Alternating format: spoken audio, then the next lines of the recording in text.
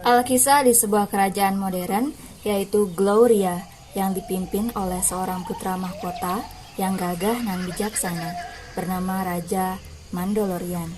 Orang-orang menyebutnya dengan nama Mando. Ia memiliki seorang sahabat karib yang bernama Ireng. Pada suatu malam, Mando dan Ireng pergi berburu ke hutan. Sayangnya mereka kehilangan arah dan tersesat. Namun di tengah jalan mereka melihat sebuah gubuk dan menghampiri gubuk tua itu. Apakah kita bisa beristirahat dahulu sebelum melanjutkan perjalanan? Sepertinya ada sebuah gubuk tua di sana. Baiklah, ayo kita ke sana. Mereka mendapati seorang pria sedang membakar kayu dan bertanya. Permisi Pak, saya mau bertanya. Apakah Bapak tahu jalan menuju ke Istana Gloria? Oh, Istana Gloria. Mari saya antar ke sana. Di perjalanan pulang, tiba-tiba terdengar suara gemuruh. Lalu jatuhlah seorang wanita dari udara di depan mereka. Ia tidak sadarkan diri. Mereka pun menghampirinya. Hah? Apa yang baru saja terjadi? Apa itu? Sepertinya tadi aku melihat sesuatu jatuh dari langit. Ada baiknya kita cek terlebih dahulu.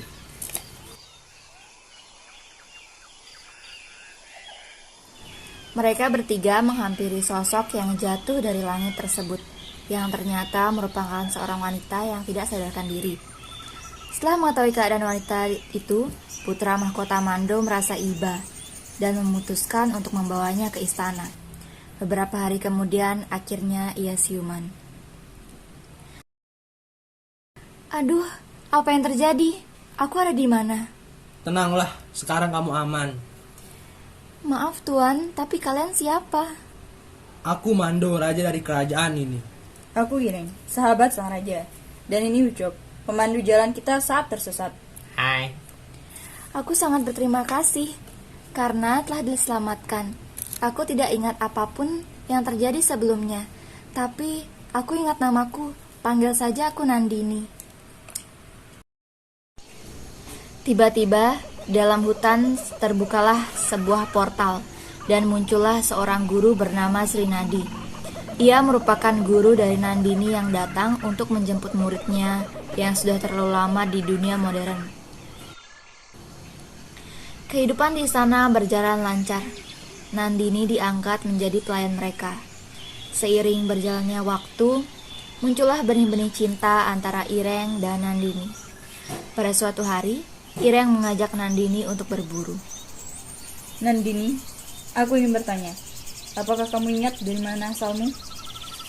Entahlah, aku sepertinya berasal dari dunia lain, dunia yang berbeda.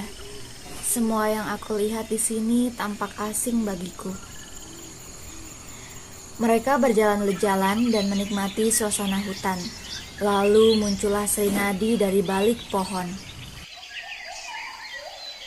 Siapa kau? Aku sedang mencari muridku yang hilang.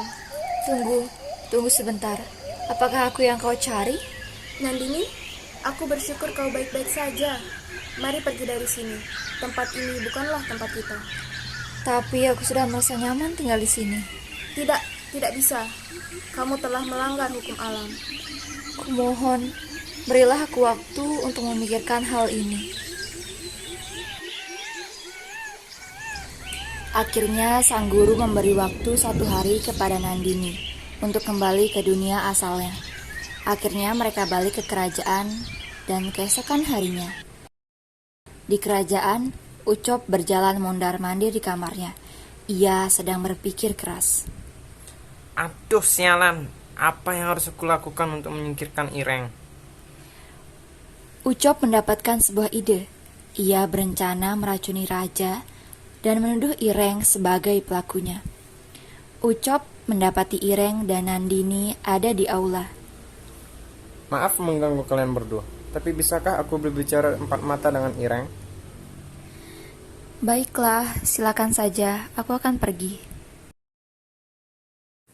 Setelah Nandini pergi, lalu datanglah seorang pengawal kerajaan bernama Aslan. Ia ingin menyampaikan pesan kepada kesatria Ireng. Setelah sampai di depan pintu, ia tidak sengaja melihat Ucop yang tiba-tiba menyerang Ireng tanpa sebab.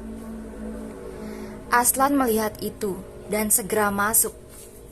Namun Raja Mando memanggilnya dan bertanya ada apa. Lalu ia masuk ke dalam bersama. Raja kaget melihat Ucop terlempar ke lantai dan Ireng sudah mengeluarkan pedangnya. Ucop kesakitan dan mengatakan bahwa Ireng mencoba untuk menyerangnya. Mando yang sudah dipenuhi rasa kecewa karena telah dihianati. Apa-apaan ini? Ireng, teganya kau. Mando kebingungan karena ia tidak bisa memihak salah satu sahabatnya. Akhirnya, datanglah Guru Srinadi yang mencoba untuk menjemput Nandini. Nandini, sesuai dengan janjimu, mari kita kembali sekarang. Tidak, Guru. Aku tidak akan pergi sebelum kebenaran terungkap. Aku percaya, Ireng tidak pernah mencoba melukai orang lain tanpa alasan. Baiklah, aku akan menenangkan Raja Mando terlebih dahulu. Raja Mando, lebih baik Anda mendinginkan kepala terlebih dahulu, agar masalah ini dapat diselesaikan dengan mudah. Akhirnya, Guru Srinadi mencoba untuk membantu menenangkan Mando. Setelah merasa sedikit tenang, muncullah Aslan yang secara tidak sengaja tahu apa yang terjadi dan ingin memberikan kesaksiannya. Ada apa lagi ini? Maafkan hamba bila telah menyela di tengah suasana yang genting ini. Tapi, sebagai pengawal yang setia, hamba ingin mengatakan kebenaran. Aslan menceritakan segalanya, bahwa Ucop telah memasukkan racun ke dalam minuman Raja Mando, dan Ireng mencoba untuk menghentikannya. Namun saat setelah Mando datang dan terjadilah kesalahpahaman, Mando segera mengambil minumannya dan meminta Ucop untuk meminumnya. Kalau kau benar kau tidak bersalah, maka minumlah minuman ini. Ucop sudah terpojok, dan ia menolak untuk meminum minuman itu. Karena rencananya sudah terbongkar, Ucop mengeluarkan belati dan berlari ke Ireng. Guru Srinadi yang melihat hal itu segera mengeluarkan panah dan menangkis belati Ucop. Ia pun jatuh untuk kedua kalinya. Mando marah besar melihat perbuatan Ucop. Ireng berdiri di depan Ucop lalu berkata dengan lantang, Seorang kesatria yang hebat takkan pernah berkhianat sekalipun nyawa taruhannya. Guru Srinadi terkaget mendengar ucapan Ireng. Dari mana kau mendapatkan kata-kata itu? Walaupun aku lupa dengan wajah guruku, tetapi aku akan selalu mengingat prinsipnya. Hanya satu orang yang mengetahui kata-kata itu. Dia adalah murid yang telah lama hilang. Dia merupakan murid yang sangat berbakti. Apakah itu kau? Apakah kau tahu siapa diriku? Tentu saja. Bagaimana aku bisa lupa dengan murid pertamaku? Oleh karena itu, maukah kau kembali ke dunia di mana kita dilahirkan?